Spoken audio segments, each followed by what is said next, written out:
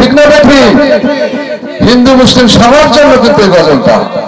আমার মহরম আসিবে কখন কেউ তো জানি না, আমি মরে গেলে তোমরা আমায় ভুলা যায় না,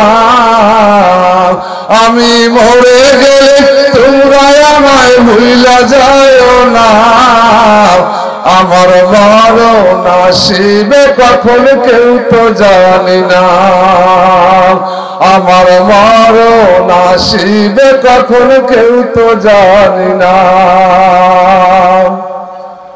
এই দুনিয়া চিরজীবন থাকার জায়গা না,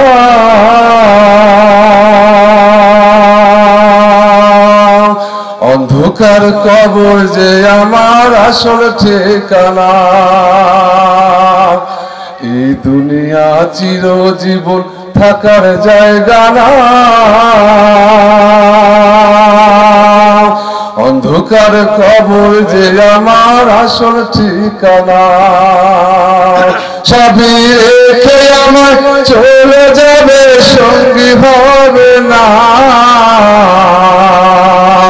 সবে রেখে আমার চলে যাবে সঙ্গী হবে না, আমার মরণ আসিবে কখন কেউ তো জানি না, আমার মরণ আসিবে কখন কেউ তো জানি না।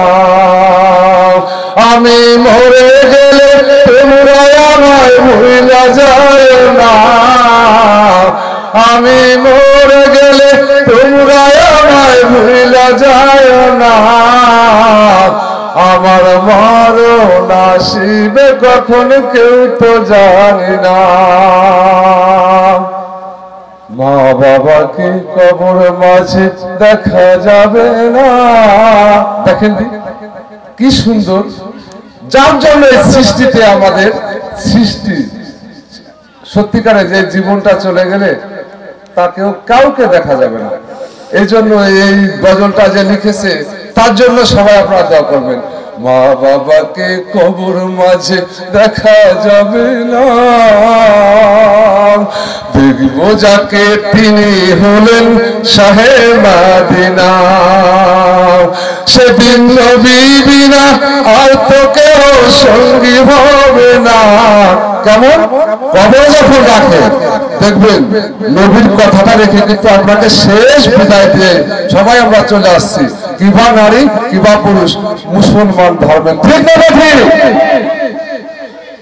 সবই রেখে আমায় চলে যাবে সঙ্গী হবে না, সবই রেখে আমায় চলে যাবে সঙ্গী হবে না, আমার মরণ আসিবে কখন কেউ তো জানি না, আমার মরণ আসিবে কখন কেউ তো জানি না, আমি মরে গেলে তোমরা আমায় ভুলা যায় না, আমি মরে গেলে তোমরা আমায় ভুলা যায় না, আমার মরণ আসিবে কখন কেউ তো জানি না।